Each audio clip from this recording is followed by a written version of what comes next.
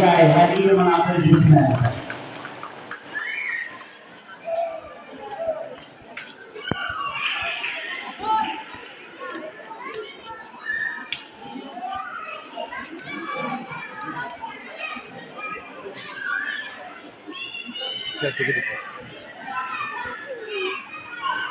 So ito ngayon yung makikita nga slide natin.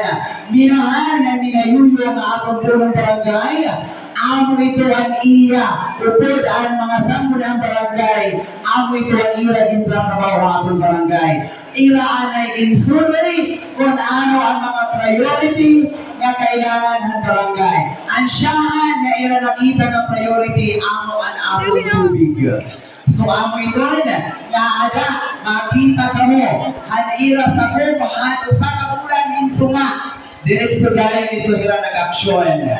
Alam, sugat gihapon, normal na ito kada barangay at kalinisan. Pero tungod kay gusto natin mga sanggol ang barangay o natin purong barangay na mas malimpyo pa. Not only ang barangay official, upod ang ating mulupyuhan barangay sa nagkakaalam